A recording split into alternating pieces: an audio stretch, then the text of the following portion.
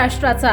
नमस्कार, मी प्रतिभा। संध्या लाईव्ह मध्ये आपल्या सर्वांचं स्वागत। मुंबई शिवसेना नेते संजय दिना पाटील यांनी पत्रकारांना दिलेल्या एका कथित धमकीमुळे राजकीय वातावरणात मोठी खळबळ उडाली आहे। या सर्व प्रकारानंतर मुख्यमंत्री एकनाथ शिंदे यांनी मध्यस्थी करत परिस्थिती नियंत्रणात आणण्याचा प्रयत्न केला आहे।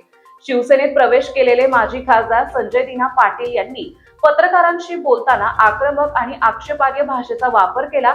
त्यांच्या या वक्तव्यावर सर्व पत्रकारांनी जाहीर निषेध केला आहे। शिवसेनेचे खासदार संजय दिना पाटील यांनी जे बेताल वक्तव्य केलेलं आहे त्याचं नारायणगाव परिसरातील पत्रकारांच्या वतीनं तीव्र शब्दामध्ये निषेध व्यक्त करतो।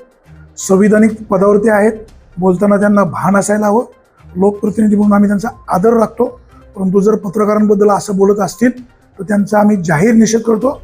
आमची सरकारला विनंती आहे त्यांच्यावर कारवाई करावी, त्यांची खासदारकी संबंधित विभागाने रद्द करावी आणि त्यांच्यावर कठोर कारवाई व्हावी असं आमचं निवेदन शासनाला द्यावं अशी आमची विनंती आहे। राज्य खासदार संजय दिना पाटील यांनी जे आज मुंबई येथे पत्रकारांविषयी जे बेताल वक्तव्य केलेले आहे त्याचा आम्ही जुन्नर तालुका सर्व पत्रकार संघाच्या वतीने निषेध करतो व त्यांना एक सूचना आणि इशारा देतो की त्यांनी जर 2 दिवसात जर संबंध पत्रकारांची माफी मागितली नाही तर याचा त्यांना भविष्यात काहीतरी देणं आहे। लोकप्रतिनिधी आणि पत्रकार हे नाण्याच्या 2 बाजू आहेत, परंतु संजय दिना पाटील यांनी कोणत्या आवेशाने बोलले आणि चुकीचे जे शब्द वापरले त्याचा जाहीर निषेध करतो। त्यांनी सर्व पत्रकारांची माफी मागावी असं मी जुन्नर तालुका पत्रकार संघाच्या वतीनं त्यांना आवाहन करतो।